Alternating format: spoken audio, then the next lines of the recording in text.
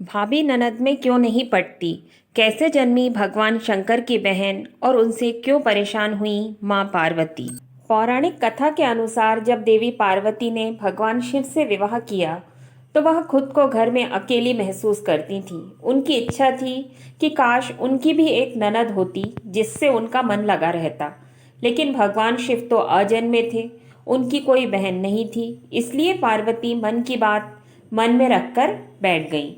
भगवान शिव तो अंतर्यामी हैं। उन्होंने देवी पार्वती के मन की बात जान ली। उन्होंने पार्वती से पूछा, कोई समस्या है देवी? तब पार्वती ने कहा, काश उनकी कोई ननद होती।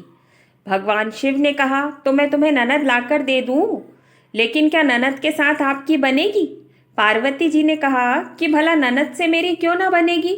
भगवान शिव ने कहा, ठीक है देवी, मैं तुम्हें एक ननद लाकर देता हूँ। भगवान शिव ने अपनी माया से एक देवी को उत्पन्न कर दिया। यह देवी बहुत मोटी थी, इनके पैरों में दरारें पड़ी हुई थीं। भगवान शिव ने कहा कि यह लो, तुम्हारी ननद आ गई। इनका नाम असावरी देवी है। देवी पार्वती अपनी ननद को देखकर बड़ी खुश हुई। झटपट असावरी देवी के लिए भोजन बनाने लगी। असावरी देवी स्नान करके आई और भोजन मांगने लगी। देवी पार्वती ने भोजन परोस दिया। अब असावरी देवी ने खाना शुरू किया तो पार्वती के भंडार में जो कुछ भी था सब खा गई और महादेव के लिए भी कुछ नहीं बचा। इससे पार्वती दुखी हो गई। इसके बाद जब देवी पार्वती ने ननद को पहनने के लिए नए वस्त्र दिए तो मोटी असावरी देवी के लिए यह वस्त्र छोटे पड़ गए। पार्वती उनके लिए दूसरे वस्त्र का इंतजाम करने लगी। इस बीच ननद रानी को अचानक मजाक सूझा और उन्होंने अपने पैरों की दरारों में पार्वती जी को छुपा लिया। पार्वती जी का दम घुटने लगा। महादेव ने जब असावरी देवी से पार्वती के बारे में पूछा तो असावरी देवी ने झूठ बोल दिया।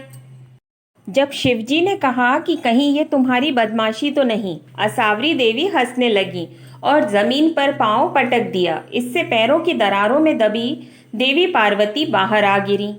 उधर ननद के व्यवहार से देवी पार्वती का गुस्सा 7वें आसमान पर पहुंच गया। देवी पार्वती ने भगवान शिव से कहा कि कृपया ननद को जल्दी से ससुराल भेजने की कृपा करें।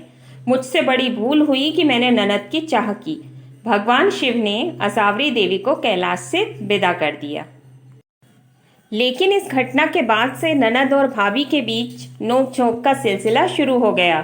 तकरार, मनमुटाव, नोक-झोंक किसी भी रिश्ते में ना हो तो कोई भी परिवार मजबूत नहीं हो सकता।